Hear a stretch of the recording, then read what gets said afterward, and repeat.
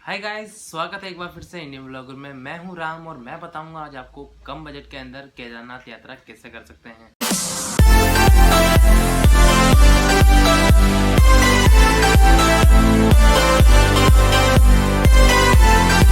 पूरी इन्फॉर्मेशन बताऊंगा, आप वीडियो को अच्छे से देखिएगा। बिना वीडियो देखे आप कमेंट मत करिए, क्योंकि वीडियो देखोगे तभी आपको समझ में आएगा। और वीडियो को लाइक करना और अच्छा लगे तो चैनल को सब्सक्राइब करना मत भूलिएगा। तो आप कहीं से भी जा सकते हैं केदारनाथ, अपनी जो भी सिटी है आपकी, जयपुर हो चाहे दिल्ली हो चाहे कोई सा भी स्टेट हो, कहीं से भी आप जा सकते हैं। अगर आप फ्लाइट से जाना चाहते हैं तो अपनी सिटी से आपको जाना होगा पहले देहरादून। जी हाँ, आपको जाना होगा देहरादून अगर आप फ्लाइट से जाते हैं। और सेकंड चीज़ आती है बस। बस कहीं से भी आप कोई से भी डिस्ट्रिक्ट से हो, हर जगह एक बस स्टैंड होता है जो आपको सीधा हरिद्वार उतारेगा। आपको हरिद्वार जाना है कहीं से भी अपनी सिटी से, चाहे कोई सी भी सिटी हो, वो जैसे जयपुर हो गया, दिल्ली, राजस्थान में कोई सी भी जगह ऐसी जो आप जा सकते हैं बस के द्वारा। और तीसरी जो चीज़ हो गई कम बजट के अंदर सबसे ज़्यादा, वो है ट्रेन। जी हाँ, ट्रेन आप बुक करके भी जा सकते हैं और डायरेक्ट जो जनरल का डिब्बे होते हैं, जनरल की टिकट लेके वहीं से उससे भी जा सकते हैं स्टेशन से। तो कम बजट के अंदर आप जा सकते हैं ट्रेन से भी। ट्रेन से जाना होगा आपको हरिद्वार या फिर ऋषिकेश। आपके पास तीन ऑप्शन है केदारनाथ जाने के लिए। पहला ऑप्शन है आपके पास हरिद्वार जंक्शन, दूसरा ऑप्शन है आपके पास ऋषिकेश जंक्शन, और तीसरा ऑप्शन है आपके पास देहरादून, जो कि आप फ्लाइट से भी जा सकते हैं। तो ये तीनों चीज़ें मैंने बता दी आपको। तो इसमें सबसे बेस्ट क्या चीज़ है वो बता देता हूँ एक बार। इसमें सबसे बेस्ट रहेगा आपको हरिद्वार जाना सही रहेगा। जी हाँ, अगर आप जयपुर से बता देता हूँ, मैं जयपुर से गया था, यहाँ से 75 के अंदर मेरी जो ट्रेन की टिकट वो आई थी, तो मैं 175 के अंदर हरिद्वार पहुँच गया। तो हरिद्वार पहुँचने के बाद मैंने वहाँ से सुबह 7 से साढ़े 7 8 बजे के आसपास मैं पहुँच गया था। तो 8:30 बजे के आसपास मैंने वहाँ से बस ले ली सोनप्रयाग के लिए। जी हाँ, तो हरिद्वार से आपको जाना है अब सोनप्रयाग।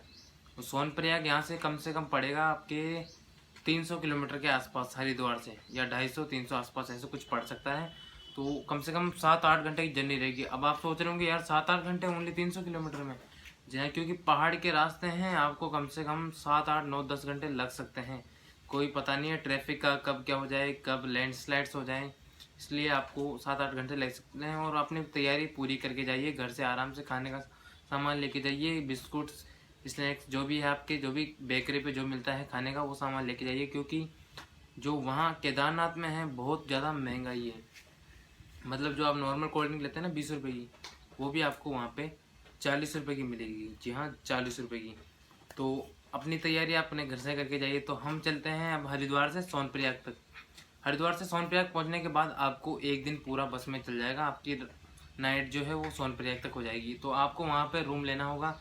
अगर आप रूम ढूंढते हैं तो वहाँ पे आपको जो रूम है वो कम से कम 1000 से 1500 के बीच में मिल जाएगा। अगर सीज़न नहीं होगा तो आपको 1000 के अंडर भी मिल सकता है। जैसे मैं भी अगस्त के अंदर गया था, तो अगस्त में मेरे को जो रूम मिला था वो मिला था ओनली फॉर 800 रुपये का। ओनली फॉर 800 रुपये का, जिसमें भी हम 3 जने थे, तो 250 रुपये आराम से 3 हिस्सों में होगा। और बिल्कुल कम बजट के अंदर जो हमें रूम मिल गया। और उसमें भी आपको 3 बेड, गीजर और गटर बाथरूम आराम से मिल जाते हैं। उसके बाद हमने जो नाइट स्टे था हमारा वो हमने कर लिया सोनप्रयाग के अंदर। अब सोनप्रयाग करने के बाद हम वहाँ से सुबह निकले हम आराम से। उसके बाद हमें जाना था जो सोनप्रयाग है, मेन जो जगह है सोनप्रयाग की, तो उससे 500 मीटर आगे जो बोलेरो स्टैंड, मतलब स्टैंड है गौरीकुंड का, जहाँ गौरीकुंड हमें जाना है। तो वहाँ पे जो टैक्सी स्टैंड बोल सकते हैं उसको अपन, वो टैक्सी स्टैंड है जो वहाँ से 50 रुपये लेता है गौरीकुंड तक के, यानी 5 किलोमीटर जो हमें बोलेरो है, बोलेरो मैक्स, कुछ सुमो बोलेरो कुछ भी बोल सकते हैं, जो हमें 50 रुपये में छोड़ेगी गौरीकुंड तक। गौरीकुंड से हम करेंगे पैदल ट्रैक, जो कि 16 किलोमीटर सरकार के अनुमान के अनुसार है। तो ऐसा बिल्कुल नहीं है, वो ट्रैक कम से कम 20 से 22 किलोमीटर का ट्रैक है, जो वहाँ पे 16 किलोमीटर लिखा हुआ है। तो अपनी तैयारी जो घर से प्रॉपर करके चलें। और जो भी आप अगर बैग वैग कार कुछ लाते हैं अपने साथ में, बाइक वाइक, तो पार्किंग आपको सोनप्रयाग में मिल जाएगी। सोनप्रयाग में बहुत बड़ी पार्किंग है। फिर गौरीकुंड में पार्किंग देखने को मिलती है आपको, जिससे आप अपनी कार या बाइक जिससे भी आप आते हैं, या फिर टूरिस्ट कार में आते हैं, तो आप वहीं पे पार्क कर सकते हैं गाड़ी को। तो उसके बाद गाड़ी पार्क करने के बाद आपको जो है गौरीकुंड के लिए रवाना हो गए। गौरीकुंड से आपको जो है पैदल ट्रैक करना पड़ेगा। अगर आप केदारनाथ जाते हैं तो आप गौरीकुंड में भी स्नान कर सकते हैं, जहाँ गौरी माता का मंदिर है और जिसमें गौरीकुंड है उसमें हमेशा गर्म पानी रहता है। जी हाँ। और एक गौरीकुंड के जस्ट राइट साइड में या लेफ्ट साइड में बोल सकते हैं नदी बह रही है, जो मंदाकिनी नदी है उसका नाम। आप उसमें भी नहा सकते हैं आराम से, लेकिन वो बहुत ज़्यादा ठंडा पानी रहता है जो कि बिल्कुल पहाड़ों से आता है। तो आप गौरीकुंड में स्नान करके ही केदारनाथ की जो ट्रैक है वो आप पैदल यात्रा स्टार्ट करें। तो गौरीकुंड से आप अगर मान लीजिए स्नान करते हैं तो उसके बाद आपको पैदल ट्रैक करने को मिलेगा। तो उसके बाद अगर घोड़ा खच्चर आप लेना चाहें तो घोड़ा खच्चर भी ले सकते हैं। घोड़े का जो मैं अभी अगस्त में गया था उस टाइम जो घोड़े का चार्ज था वो था 1500 रुपये केदारनाथ पहुंचाने तक का। जी हाँ, केदारनाथ पहुंचाने तक का जो घोड़े का चार्ज था वो था 1500 रुपये।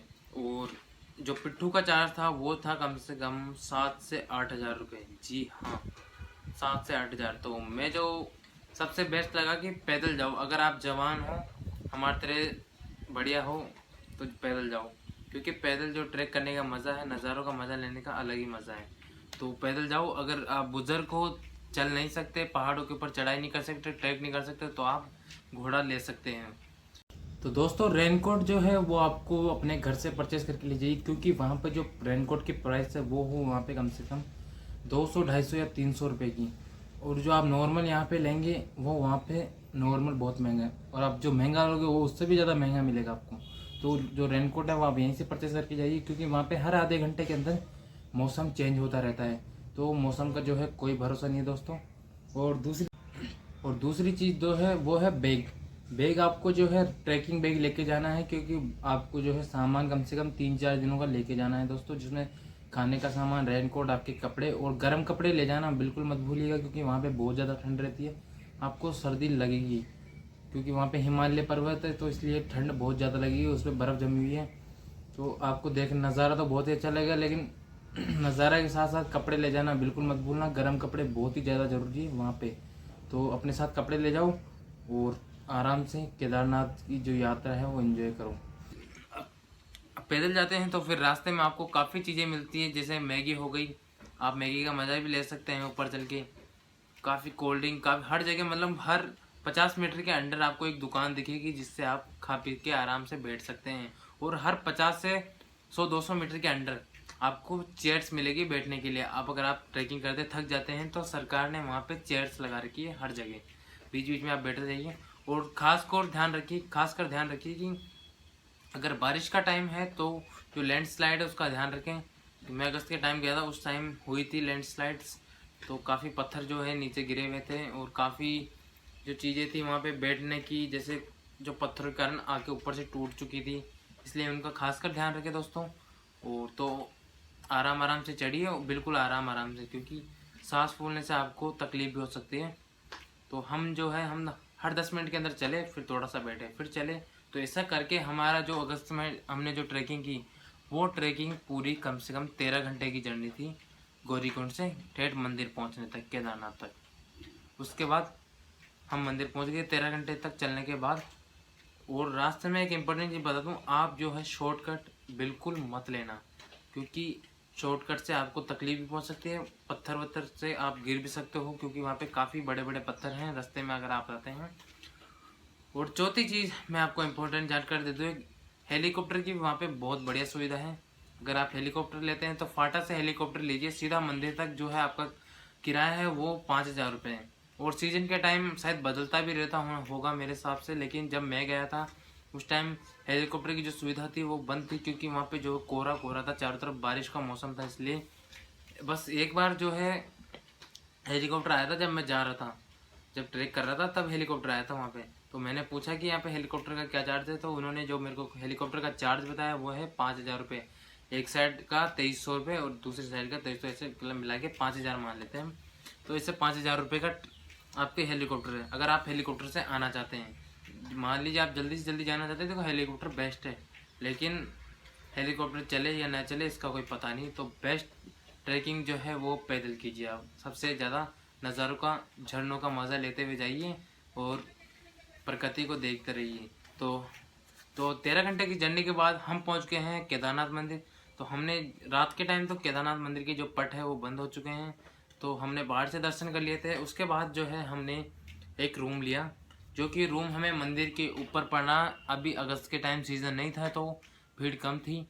तो जो रूम था हमको मिला वो 1000 रुपये का रूम मिला था। 1000 रुपये के रूम में हमने 3 जने थे, आराम से आधे 300 रुपये 350 रुपये से 3 हिस्सों में कर लिए। और आप भी जाते हो तो ग्रुप के अंदर जाइए। ग्रुप में जाने का ये फ़ायदा होता है कि आप बिल्कुल कम बजट के अंदर कोई सी भी जो है कहीं भी घूमने जाते हो तो कोई सी भी चीज़ आराम से कम बजट के अंदर करके आ सकते हो ग्रुप के अंदर। सिंगल जाते हो तो काफ़ी महंगा पड़ सकता है, वो ग्रुप के अंदर जाते हो तो फ़ायदा रहेगा। तो ग्रुप के अंदर जाइए, ज़्यादा से ज़्यादा में आपको मज़ा भी आएगा और इन्जॉय भी आप कर पाएंगे। तो जो हमने रूम लिया वो 1000 रुपये का रूम ले लिया। उसके बाद हम खाना खाने गए। तो खाने का जो चार्ज है ऊपर केदारनाथ का, वो चार्ज है भाई 250 रुपये की थाली। जी हाँ, 250 रुपये की थाली, और उसमें ओनली फॉर 4 चपाती आएगी, बिल्कुल छोटी छोटी सी, मात्र छोटी छोटी सी। तो और जो वहाँ का रोटी का चार्ज है ओनली फॉर 25, यानी 25 रुपये चार्ज है एक छोटी सी रोटी का, चपाती का, जो आपने खाई हो। तो दोस्तों जो मैं बता रहा हूँ वो देख लेना, पूरी तैयारी करके ही जाना आपके जहाँ से हो, क्योंकि वहाँ बहुत ज़्यादा महंगा है। क्योंकि वहाँ पे जो भी सामान ले जाया जाता है वो घोड़े और खच्चरों के द्वारा ऊपर ले जाया जाता है, तो इसलिए वहाँ पे बहुत ज़्यादा महंगाई है। और आप केदारनाथ की याद के लिए वहाँ से केदारनाथ का मंदिर का जो टेम्पल है वो भी ला सकते हैं, डमी। और आदित्य योगी की आपको डमी मिल जाएगी। काफ़ी जो तस्वीरें हैं केदारनाथ की वो भी मिल जाएगी आपको। और ऐसी मालाएँ वालाएँ भी आपको मिल जाएगी, जो 100 रुपये के अंदर लॉकेट आता है केदारनाथ का। जी मैं यहाँ वहीं से लाया हूँ ये। तो आप कम बजट के अंदर ये यात्रा कर सकते हैं। तो अब तक का जो मेरा टोटल फेयर था वो मैं बता देता हूँ आपको। मेरी जो ट्रेन की टिकट थी, चलो मैं हरिद्वार से जोड़ता हूँ, मैं 550 रुपये मेरी ट्रेन की टिकट हो गई। ठीक है, मेरा खाना हो गया 1000 रुपये का, हरिद्वार से सोनप्रयाग तक पहुँचने का खाना हो गया 550, 1500 ये हो गए। फिर थोड़ा बहुत हमने नाश्ता करा सुबह स्टार्टिंग में 250 रुपये का, मैं एक जने का, ओनली फॉर एक जने का 250 बता रहा हूँ भाई। पर यहाँ तो अपने सिटी में तो तीन चार जने कर ले 250 में, लेकिन ये मैं ओनली फॉर एक पर्सन का बता रहा हूँ केदारनाथ सोनप्रयाग में। तो 1750, और 1750 के बाद हम ट्रैकिंग करते हैं ऊपर। तो ऊपर भी भूख लगती है, 200-300 का तो हम ऊपर ही खा लेते हैं चलते चलते ट्रैकिंग में 13 घंटे में। तो 2000 रुपये यहाँ पे हो गए। ऊपर रूम लिया, जो रूम लिया हमने 1000 रुपये वहाँ के हो गए, कितना हुए 3000 ऊपर रूम। फिर अगर आप प्रसाद भी चढ़ाओगे यार, प्रसाद तो बाबा के लिए, ऐसा तो है ही नहीं प्रसाद नहीं चढ़ाओगे, तो बाबा के लिए प्रसाद चढ़ाओगे। तो वहाँ जो प्रसाद की प्राइस है वो है 250 रुपये से 3 स्टार्टिंग है, 250, 300 और 400 लो जैसा प्रसाद है, जिसमें आपको काफ़ी चीज़ें मिलेंगी जो ज्योतिर्लिंग पे चढ़ाने के काम में आती हैं। तो आप मंदिर के दर्शन कर लोगे। उसके बाद मंदिर के दर्शन करने के बाद आपको, अगर आप भैरव मंदिर जाते हैं तभी आपकी यात्रा सफल मानी जाती है। जी हाँ, अगर आप भैरव मंदिर जाते हैं, भैरव मंदिर आपको 1 किलोमीटर पड़ेगा केदारनाथ मंदिर से। जो भैरव मंदिर जो केदारनाथ मंदिर है उसके जस्ट राइट में एक रास्ता जा रहा है। अगर आपने देखा हो किसी ने, और जो नहीं गए हैं उनके लिए बता रहा हूँ, राइट में एक रास्ता जा रहा है सीधा। अगर जो मैंने वीडियो लिंक डिस्क्रिप्शन में डाल रखा है, वहाँ से वीडियो मेरा देख सकते हैं, मैं आपको पूरा वीडियो में बता दूंगा। बाकी तो मैं ऐसे एक जानकारी और इम्पोर्टेंट जो बजट है मैं बता रहा हूँ। तो ये चीज़ें हैं जो आपको ध्यान रखनी है। अगर आप केदारनाथ जाते हैं तो भैरवनाथ का जो भैरव मंदिर है उसका दर्शन आपको करने होंगे, तभी आपकी यात्रा सफल मानी जाती है। और आपको काफ़ी शानदार नज़ारे जो देखने को मिलेंगे केदारनाथ के अंदर। तो ये था ये वीडियो, और जो मेरा बजट था वो मैं एक बार आपको शो कर देता हूँ यहाँ पे स्क्रीन पे। तो आप एक बार स्क्रीन पे देख लीजिए, ये सब चीज़ें, ये है मेरा बजट। तो आप भी कम से कम बजट के अंदर आप आराम से केदारनाथ यात्रा घूम सकते हैं। तो आप भी जाइए, अपनी फैमिली के साथ जाइए, चाहे आप दोस्तों के साथ जाइए, और आराम से जाके आइए दोस्तों। कम बजट के अंदर, ग्रुप के अंदर जाएंगे तो कम बजट के अंदर आपका काम हो जाएगा, और अगर सिंगल जाते हैं तो आप महंगा पड़ ही सकता है। तो वीडियो अच्छा लगा हो तो लाइक करना, चैनल को सब्सक्राइब करना मत भूलना दोस्तों। और मिलते हैं नेक्स्ट व्लॉग में, ऐसे ही अच्छे वीडियोस मैं लाता रहूँगा आपके लिए।